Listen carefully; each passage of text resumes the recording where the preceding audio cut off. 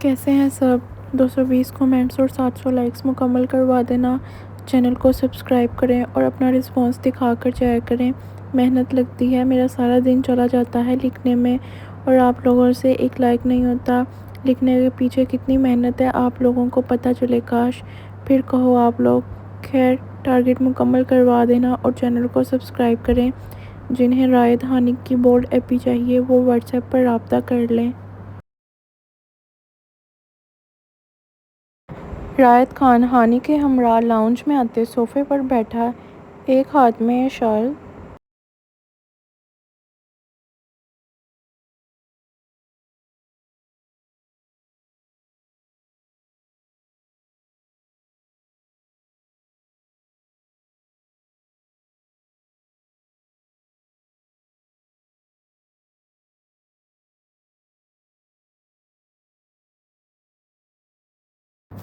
خان تھی اور دوسرے ہاتھ میں ہانی کو تھامے ہوئے تھا۔ صفیہ خانم ہانی کے ساتھ چلتی ہوئی اس کے لہنگے کو سنبھال رہی تھی۔ اس لڑکی سے کل اور آج بھی اپنا لہنگا نہیں سنبھال سکا تھا۔ کل بھی اور آج بھی سب لوگ اس کے پاس آتے ہی بیٹھ رہے تھے، دا جان اور بی جان بھی، سب ہی تھک گئے تھے۔ ابھی تو کل ولیمہ تھا اور پھر ہی سب کو سکون ملتا۔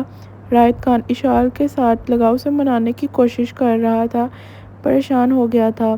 چلو جی، شکر ہے خدا کا، اب صرف یہ دونوں بہن بھائی رہ گئے، انہیں بھی بہت جلد بیاہ دیں گے۔ دا جان نے زری اور المیر کی جانب دیکھتے ایک گہری سانس لیتے کہا، آخر وہی دونوں رہتے تھے بس۔ اور حالہ، میری حالہ کو بھول گئے ہیں سارے؟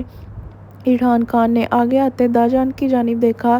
وہ سارا دن مضبوط رہا تھا مگر اب ہمت ہار رہا تھا، جان نکل رہی تھی زرکان سے بات کیے بغیر۔ حالہ کی بھی یاد آ رہی تھی، وہ اپنے شوہر کے ہی پاس ہے۔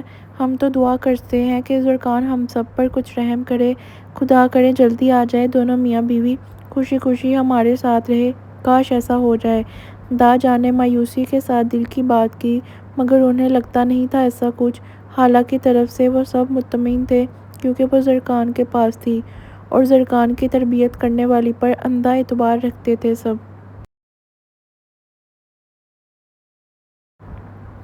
زرکان کبھی نہیں آئے گا۔ ارحان خان صفیہ خانم کے ساتھ بیٹھتے اداسی کا مظاہرہ کر گیا تھا۔ دل اتنا اداس ہو رہا تھا کہ جو کچھ سوچا تھا وہ بھی نہیں ہو رہا تھا۔ دل ہی نہیں تھا اب کوئی شگل لگانے کا۔ بچوں کے سے انداز میں شکل بگاڑتے اس نے صفیہ خانم کے گرد حصار بناتے ان کے کندھے میں چہرہ چھپایا، چپک گیا تھا ساتھ بیٹھ کر۔ اسمارا تعصب سے اسے دیکھ رہی تھی، اتنا اس کے لیے پاگل نہیں تھا جتنا زرکان کے لیے تھا۔ وہ تو سمجھا سمجھا تھک گئی تھی مگر اس کی محبت، اف، اوئے منہ ٹھیک کر لے، کبھی نہ کبھی آ جائے گا، یوں آخر میں سب خراب مت کر۔ رائد خان نے ارحان کی جانب دیکھتے اسے تنبیہ کی، وہ سب کو اداس کر دیتا ابھی، اس کے بھی لڑکیوں والے موڈ سوئنگز ہو رہے تھے۔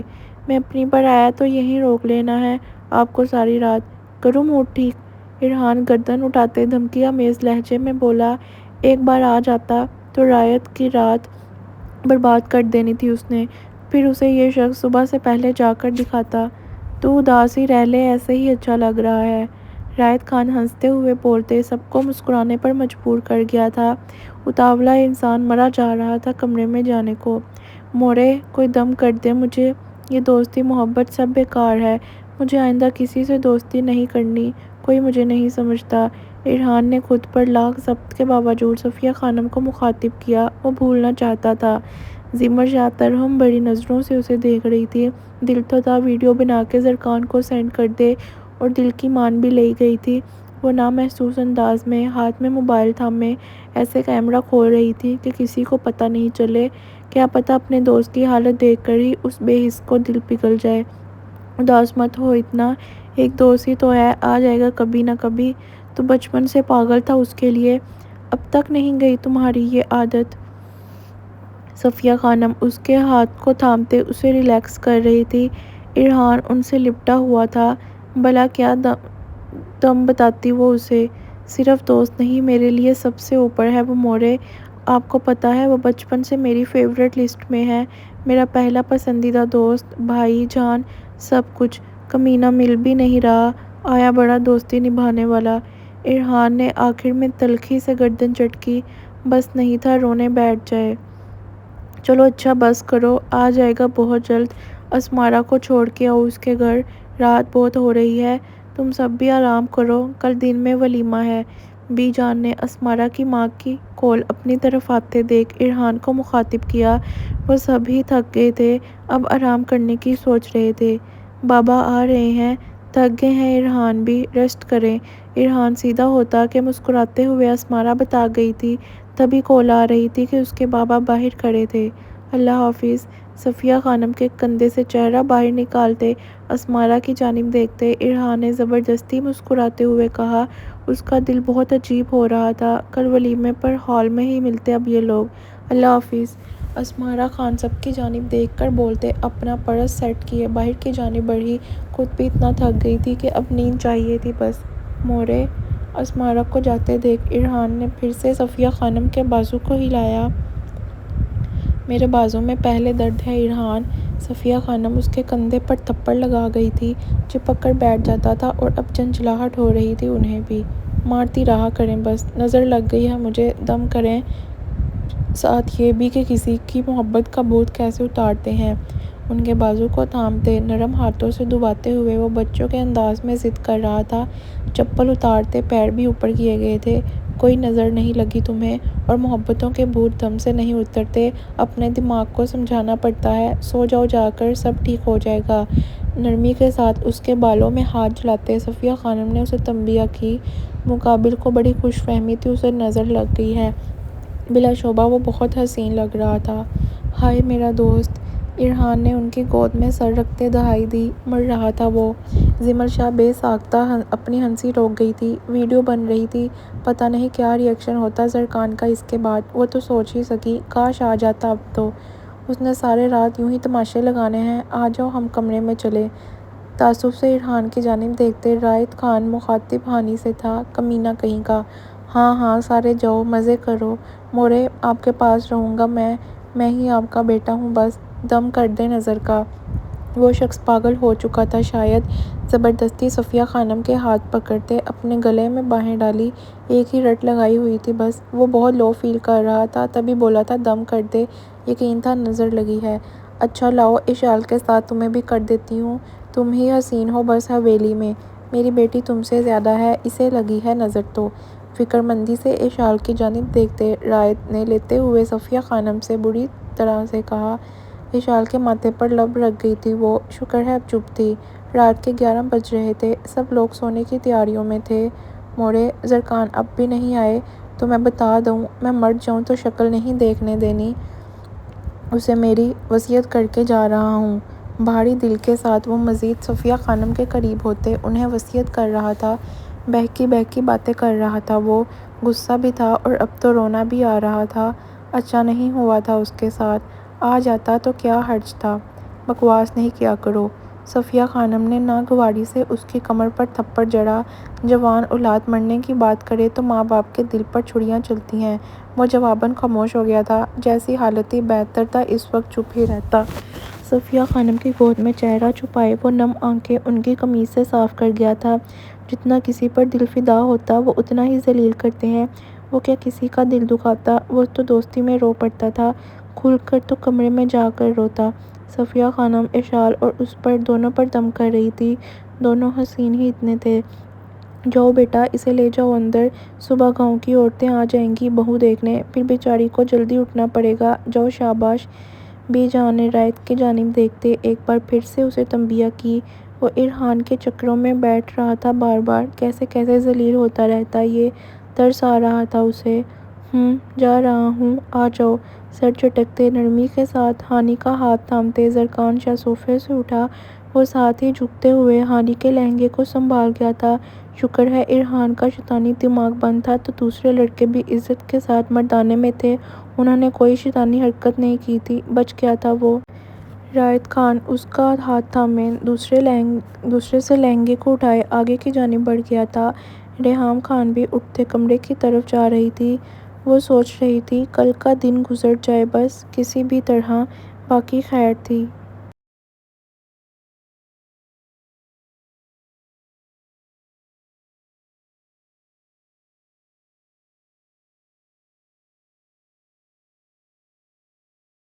آہستہ آہستہ سب لوگ ہی اٹھتے اپنے کمروں کی جانب جا رہے تھے۔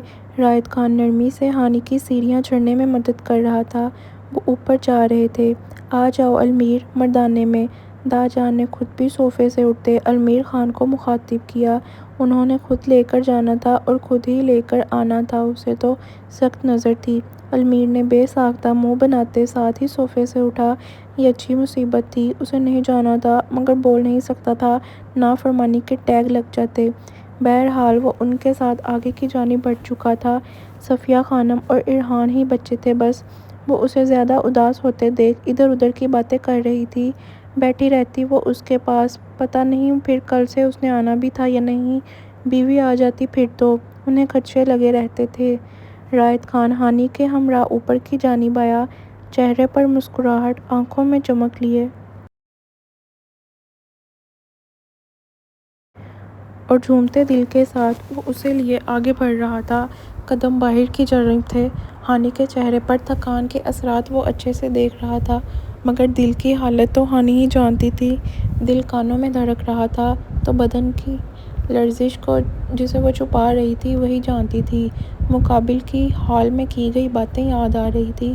وہ تو وعدہ کر کے آئی تھی سونا ہے اور نہ ہی رونا ہے، اب تو خدا ہی رحم کرتا اس پر، یہی سوچ سوچ کر وہ بار بار تھوک نکل رہی تھی۔ رائد خان اسے لیے کمرے کے باہر قدم روکے۔ دونوں پہنچ گئے تھے۔ اس کے کمرے کی سجاوٹ ہوئی تھی، دروازہ تک سجا ہوا تھا کمرے کا۔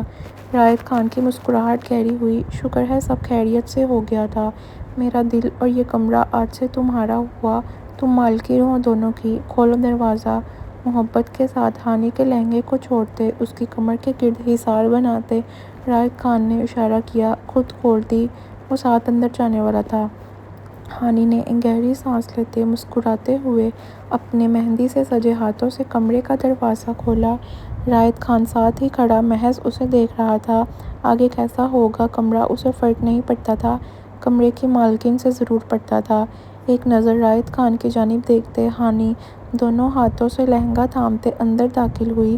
رائد بھی ساتھ ہی اندر بڑھا تھا۔ دونوں کے درمیان خاموشی تھی۔ ہانی جیسے ہی اندر پہنچی کہ سامنے کی جانب دیکھتے آنکھوں میں ستائش ابھری۔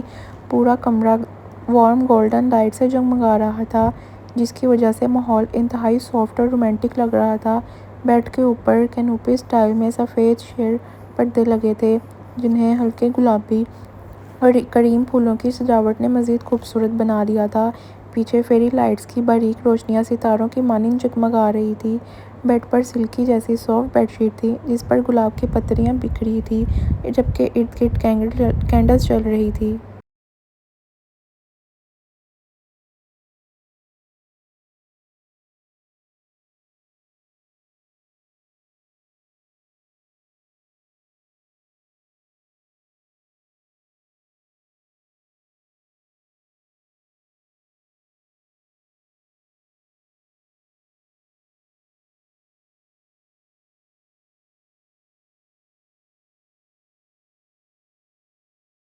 مدھم روشنی میں جگمگاتا یہ کمرہ انتہائی حسین لگ رہا تھا۔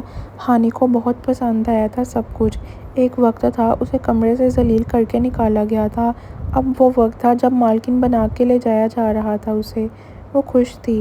آ جائیں میڈم، محبت کے ساتھ رائد نے اسے ہاتھ سے آگے کی جانب اشارہ کیا۔ وہ دروازے کو پکڑ گیا تھا۔ دونوں اندر داخل ہو رہے تھے۔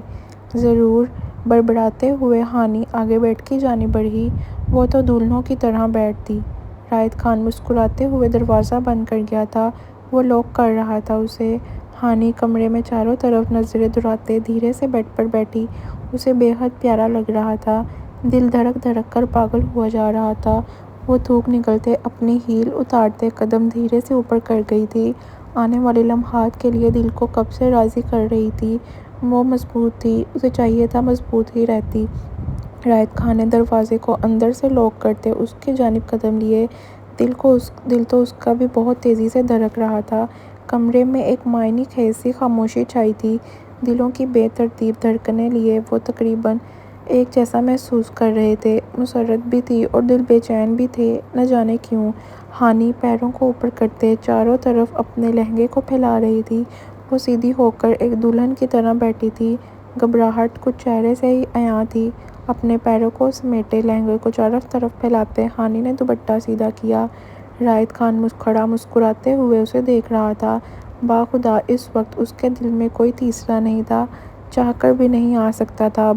دل رک گیا تھا یہاں، اچھے سے خود کو سیٹ کر لیتی تو بھی بیڈ کی طرف جاتا۔ وہ حسین لگ رہی تھی۔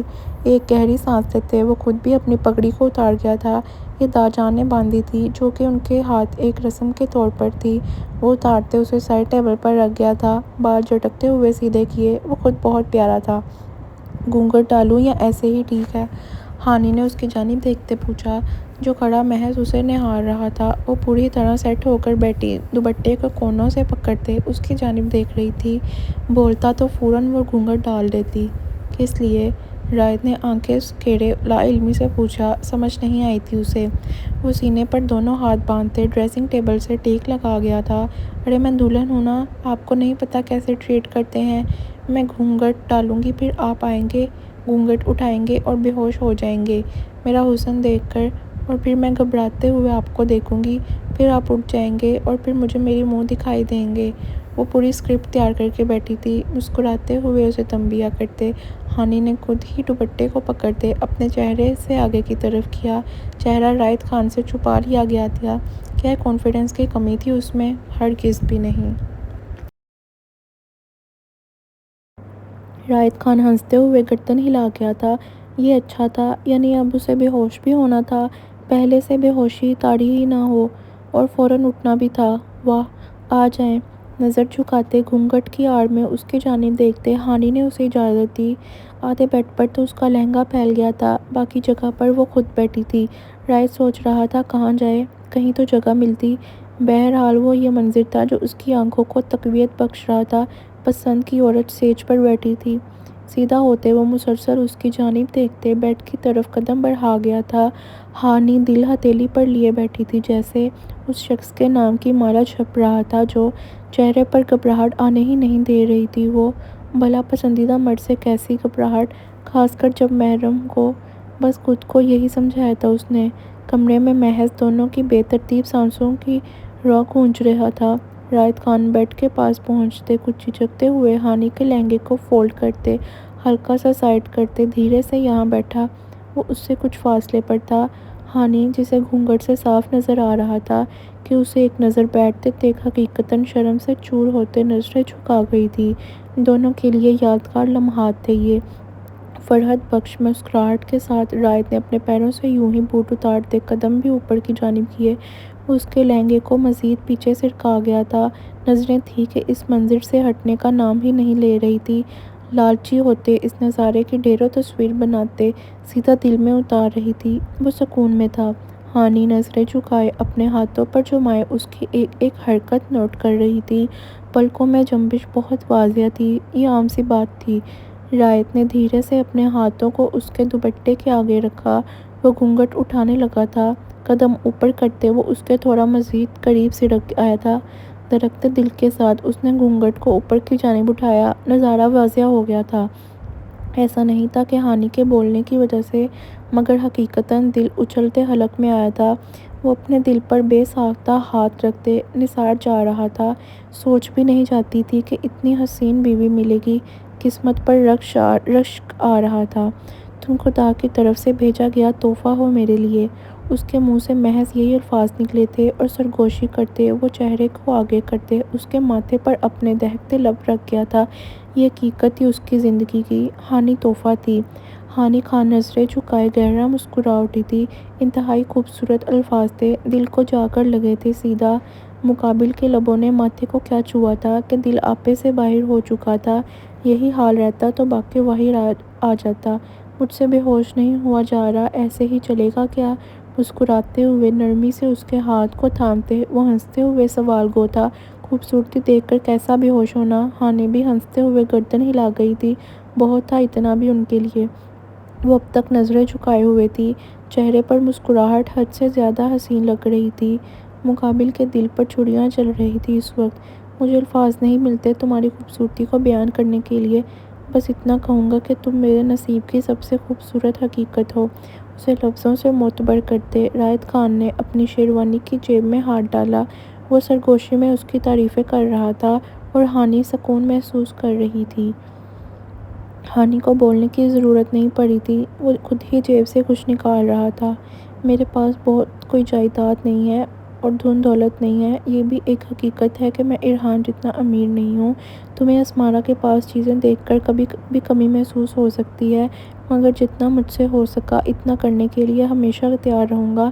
تمہیں اپنے بلبوتے پر ہر چیز دلوانے کی کوشش کروں گا۔ مجھ سے آج بھی جتنا آسانی سے ہو سکا میں لے آیا۔ مسکراہٹ سمیٹے وہ جیب سے ایک بڑی سی ڈبی نکالتے بول رہا تھا۔ نہ جانے کیوں اسے تھوڑی شرمندگی ہوئی تھی، صرف ایک چیز دیتے، مگر وہ آگے اچھا کرنے کی کوشش کرتا۔ خود سے ہی کچھ بھی سوچ رہا تھا وہ، یہاں وہ خود ارحان کے ساتھ مقابلے بازی کر رہا تھا۔ جانتا تھا ہانی کو اسمارا کی چیزیں کتنی پسند آتی ہیں۔ وہ ہانی کو بھویں اسکرٹ نے نظریں اٹھانے پر مجبور کر گیا تھا۔ کیا پاگل تھا یہ شخص؟ وہ تو سب پہلے سے جانتی تھی، پھر کیوں سوچ رہا تھا فضول باتیں؟ میں نے یہ بھی نہیں لینی، آئندہ ایسی بکواس کی تو آپ سب سے امیر ہیں کیونکہ آپ کے پاس میں ہوں۔ وہ غصے سے بول رہی تھی کہ ساتھ ہی تھوڑی شوق ہوئی۔ باقی رہی پیسے کی بات تو یہ آنے والی چیز ہے۔ آپ کچھ تو لائے ہیں، یقین کریں کچھ بھی نہیں لاتے تب بھی کچھ نہیں کہنا تھا میں نے۔ آپ میری طرف سے بے فکر رہیے گا، ہر لڑکی پیسے پر نہیں مرتی، میں تو بالکل نہیں مرتی، مجھے بس میری پسند کا کھانا دے دو، ہیرے چاندی میرے ٹائپ ہی نہیں ہے۔ کچھ غصے اور نرمی کے تاثرات میں ہانی نے اس کے ہاتھ کو تھامتے ہوئے تنبیہ کی۔ وہ ایک لفظ حقیقت بول رہی تھی، پتہ نہیں مقابل نے ایسا سوچا ہی کیوں تھا۔ جس طرح ہر لڑکی پیسوں پر نہیں مرتی، ایسے ہی ہر مرد بھی برا نہیں ہوتا۔ مسئلہ پوری ذات کا نہیں لوگوں کا ہوتا ہے۔ ایک کے لیے ساری مرد ذات یا ساری عورت ذات سے نفرت کرنا بے وقوفی کے سوا کچھ نہیں ہے۔ اچھے برے لوگ دونوں طرف موجود ہوتے ہیں، مرد کے لیے عورت اور عورت کے لیے مرد، بڑی ساری چیز ہے۔ رائد خان ایک گہری سانس لیتے دوبارہ مسکراتے ہوئے اس کی جانب دیکھنے لگا تھا۔ شکر ہے سمجھنے والی ملی تھی، مریم نے ڈیمانڈ کر کے منگوایا تھا اس سے ہیروں کا سیٹ، اور یہ تو وہی جانتا تھا کس طرح سے لایا تھا اس کے لیے۔ دکھائیں اس میں کیا ہے، میں نے اب تک انگوٹھی بھی نہیں اتاری، ساری دوستیں پوچھ رہی تھی، میں نے بہت فلیکس چاڑے کہ میرے شوہر نے دی ہے۔ اپنی انگوٹھی اسے دکھاتے ہانی نے ہنستے ہوئے اپنی حرکت بتائی، سب کو چڑھایا تھا اس نے۔ واہ، خود بھی ہنستے ہوئے بولتے۔ رائد خان اس کی نظروں کے سامنے کرتے اس ڈبی کو کھولا۔ وہ تھوڑا سا سرکتے ہوئے مزید نزدیک ہو گیا تھا اس کے۔ ہانی خود بھی ڈبی کی طرف ہی دیکھ رہی تھی، تجسس ہو رہا تھا کیا ہوگا، مگر اندر کی جانب دیکھتے وہ آنکھوں میں حیرت لیے ہلکا سا منہ کھول گئی تھی۔ یہ ایک سلور کلر کا ڈائمنڈ کا باریک سا نیکلس تھا، رائد نے انگوٹھی کے ساتھ ہی بنوایا تھا، انہی دونوں کی حیثیت رکھتا تھا وہ۔ نیکلس سے نظریں اٹھاتے اس نے مسکراتے ہوئے ہانی کا ری ایکشن دیکھا جو اس کی توقع کے برعکس تھا۔ اس کی آنکھوں میں ستائش بھری حیرت تھی، نہ جانے کیوں۔ کیا ہوا، پسند نہیں آیا کیا؟ اس کے تاثرات دیکھتے رائد خان سوال کیے بنا نہیں رہ سکا تھا۔ اگر اسے پسند نہیں آیا تو وہ چینج بھی کروا سکتے تھے۔ رائد، یہ تھوڑا ہے؟ اف میرے اللہ رائد، یہ بہت زیادہ ہے میرے لیے، یہ بے حد حسین ہے، کتنا پیارا ہے۔ ہانی حیرت کے مارے دل سے بولتے نرمی سے اس پر ہاتھ رکھ گئی تھی، اسے واقعی بہت پسند آئی تھی۔ حیرت یہاں تھی کہ مقابل اسے تھوڑا بول رہا تھا۔ میرے لیے تھوڑا ہی ہے، میرا بس چلتا تو میں ہر چیز کی ڈائمنڈ کی دیتا، مگر خیر آنے والے وقت میں ضرور دلواؤں گا تمہیں۔ نرمی سے بولتے ڈبی کو چھوڑتے وہ اسی کے ہاتھ میں تھما گیا تھا۔ پاگل ہو چکا تھا وہ لڑکا، بس اسے اب ڈر لگا تھا کہ کسی اور کے پاس دیکھ کر ہانی کو لالچ نہیں آئے۔ مجھے شوق ہی نہیں ہے ڈائمنڈ پہننے کا، بلکہ مجھے تو جولری ہی چبھتی ہے، یہ دونوں چیزیں پہنا کروں گی بس، مجھے اور کچھ نہیں چاہیے رائد، قسم سے جو چاہیے تھا وہ مل گیا ہے، بس کافی ہے میرے لیے، تم، میں اور ایشال، ایک حسین زندگی اور بس۔ ہانی نے نرمی سے اس کے گال پر ہاتھ رکھتے اپنی خواہش بتائی۔ رائد اس کے ہاتھ پر اپنا ہاتھ رکھ گیا تھا، دونوں ایک دوسرے کو دیکھ رہے تھے محبت سے۔ میری جان، رائد نے اس کے ہاتھ کو تھامتے دھیرے سے لگایا، پہناؤ مجھے، ایسے کیوں ہاتھ میں پکڑا دیا؟ اپنے ہاتھ کو چھڑاتے ہانی نے اسے ڈپٹا، اتنا بھی نہیں پتہ تھا اس لڑکے کو۔ اوکے میڈم جی۔ رائد خان مسکراتے ہوئے ڈبی سے نیکلس کو اٹھاتے اوپر کر گیا تھا۔ ہانی اپنے دوپٹے کے اندر سے بالوں کو سائڈ کر رہی تھی تاکہ یہ آسانی سے پہنا سکے۔ رائت اس کے مزید قریب سے رکھتے، مسکراتے ہوئے اس کی آنکھوں میں دیکھتے دھیرے سے اسے نیکلس پہنایا۔ ہانی اپنے بال سائڈ پر کیے اسے دیکھ رہی تھی، چہرے کو آگے کرتے، اس کی گردن کی طرف جھکاتے، بیک گردن کی طرف دیکھنے کی کوشش کرتے۔ رائت نے نیکلس کو بند کرنا چاہا، وہ انہی چکروں میں اس کے نزدیک بیٹھا ہوا تھا۔ ہانی نظریں جھکائے اس کے وجود سے اٹھتی خوشبو کو سونگھتے آنکھیں بند کر گئی تھی۔ یہ یقیناً مدہوش کن تھی۔ نیکلس کو بند کرتے، اس کے گلے کی زینت بناتے، رائت نے چہرہ ہلکا سا پیچھے کیا۔ وہ اس کے چہرے کو دیکھ رہا تھا جو آنکھیں کھولتے جھکا گئی تھی، نزدیکی اچھے سے محسوس کر رہی تھی اس کی۔ یہ سہانے رو تھا۔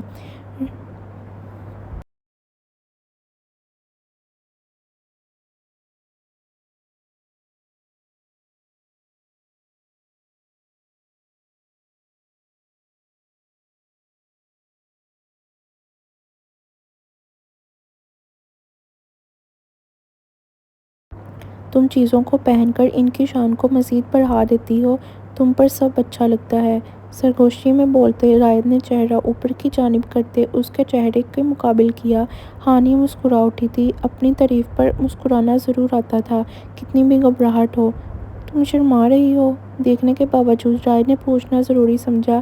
وہ شاید اسے کل والا رویہ یاد کروانا چاہ رہا تھا، ویسے ہی زیادہ اچھی لگتی تھی۔ نہیں، بس تمہاری نزدیکی سے دل پاگل ہو رہا ہے۔ ہانی نے جواب دیتے مسکراتے ہوئے نظریں اٹھائی۔ شرماتی بھی تو بتاتی تھوڑا اسے۔ شرمانا بھی مت، مجھے میری کل والی ہانی چاہیے، رائت نے فرمائش کی۔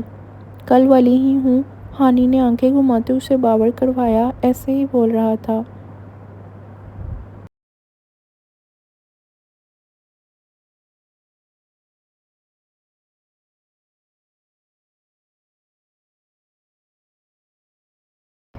شرم نہیں آ رہی، مگر تمہاری طرح بے شرم نہیں ہوں۔ ایک طرح سے انکار کیا گیا۔ وہ سوچ رہی تھی اپنا دل تو سنبھال لے، پھر ہی کرتی کچھ۔ اس نے کبھی نہیں سوچا تھا کہ پہلی رات ہی بے باکی دکھائے گی۔ تم بے شرم بن جاؤ پلیز، میری طرح، پھر دونوں ہی ایک دوسرے کو سکون دیں گے۔ بے باکی کی انتہا کرتے وہ ہانی کے کان میں سرگوشی کر گیا تھا۔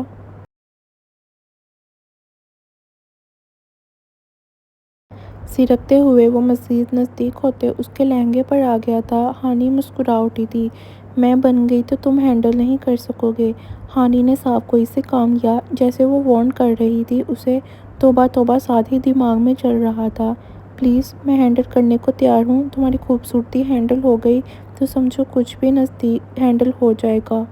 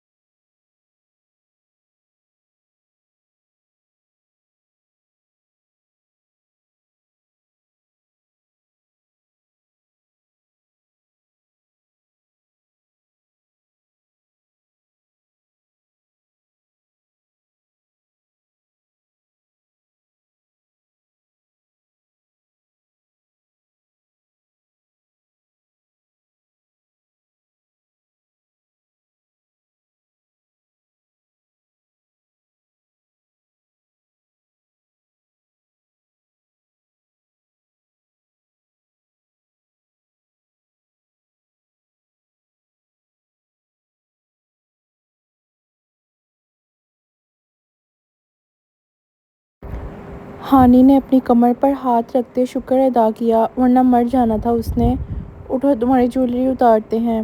رائد نے اس کی حالت دیکھتے اچانک خود اٹھتے ہوئے اسے بھی بازو سے پکڑا۔ تھوڑی دیر دل کو مارنا پڑتا، مگر وہ جلدی ہاتھ چلانے والا تھا، کیونکہ اس عورت کے لیے پاگل ہوا جا رہا تھا وہ۔ ہانی بھی اس کے کھینچنے پر ساتھ ہی اٹھ کر بیٹھی، شکر ادا کر رہی تھی وہ۔ پنس میں اتارتا ہوں، تم جویلری اتارو۔ دوپٹے اور بالوں میں لگی پنس کا انبار دیکھتے رائد نے آگے ہوتے کہا۔ ہانی بھی ہاں میں سر ہلا گئی تھی۔ رائد آگے کچھ اوپر ہوتے اس کے سر کی طرف جھکا۔ دونوں اپنے اپنے کام میں لگے تیزی کے ساتھ ہاتھ چلا رہے تھے۔ رائد کو تو سمجھ نہیں آتی تھی اتنی ساری پنس لگانے کا آخر مقصد ہی کیا ہے۔ لڑکیاں اور ان کے بے مطلب کے فیشن، سمجھ سے باہر تھا۔ وہ پنس رکھنے کی بھی زحمت کیے بغیر انہیں سائڈ پر پھینک رہا تھا، کھینچ کھینچ کر۔ چوڑیاں رہنے دینا، مجھے ان کی کھنک اچھی لگ رہی ہے۔ ہانی جو جھمکے اتارتے چوڑیوں کی طرف آئی تھی کہ بنا دیکھے رائد نے منع کیا۔ خود کے ہاتھ مشین کی مانند چل رہے تھے۔ دوپٹہ تقریباً اتارنے بھی والا تھا۔ پہلے کبھی اچھی لگی ہیں؟ ہانی چاہتی تو نہیں تھی، مگر پھر بھی یہ سوال پوچھنے پر مجبور ہو گئی تھی۔ اگر لگی ہوتی تو یقیناً مریم کو بھی لگی ہوں گی، اس نے اتار دینی تھی۔ کچھ ایسا نہیں تھا جس سے ماضی یاد آ جائے۔ رائد ایک گہری سانس لیتے نفی میں سر ہلا گیا تھا۔ سمجھ گیا تھا وہ مقصد۔ پہلے کبھی اچھی نہیں لگی، حتیٰ کہ چوڑیاں ایک کے علاوہ کبھی کسی کو گفٹ بھی نہیں کی میں نے۔ کھنک تمہارے ہاتھوں میں اچھی لگ رہی تھی، تم نے اتارنی ہے تو اتار دو۔ مریم تو نہیں، مگر چوڑیوں سے کوئی اور یاد آ گئی تھی اسے۔ اب وہ چاہ رہا تھا ہانی اتار دے۔ عجیب انسان تھا وہ بھی۔ رہنے دو۔ ہانی نے ایک گہری سانس لیتے چوڑیوں سے ہاتھ اٹھایا۔ ماضی سمیت قبول کیا تھا اس نے، سب جانتی تھی وہ، اب شکوہ کیسا کرنا؟ ماضی تھا، گزر گیا، مگر رائد پر فرض تھا اب اس عورت کے ساتھ وفاداری کی مثال قائم کرے۔ رائد نے پنس اتارتے دوپٹے کو پکڑتے ہوئے ایسے ہی سائڈ پر پھینکا، رکھنے کی زحمت میں اسے وقت ضائع نہیں کرنا تھا۔ میرے نکاح کا دوپٹہ ہے جسے تم نے یوں ہی پھینک دیا۔ ہانی نے دانت پیستے اس کے چٹکی کاٹی، وہ تمیز سے رکھ رہی تھی۔ بعد میں اٹھا لینا، میں نے کون سا باہر پھینکنا ہے؟ مسکراتے ہوئے رائد اپنے کام میں جاری تھا۔ شکر ہے بالوں میں زیادہ پنس نہیں تھی، کیونکہ ہانی نے جوڑا نہیں کروایا تھا، بال کھلے ہی تھے اس کے۔ ہانی بھی چوڑیوں کے علاوہ ساری جویلری اتارتے سائڈ پر رکھ گئی تھی، وہ بعد میں اٹھا لیتی اسے۔ کچھ منٹوں بعد سب کچھ اتارتے دونوں نے ایک گہری سانس لی۔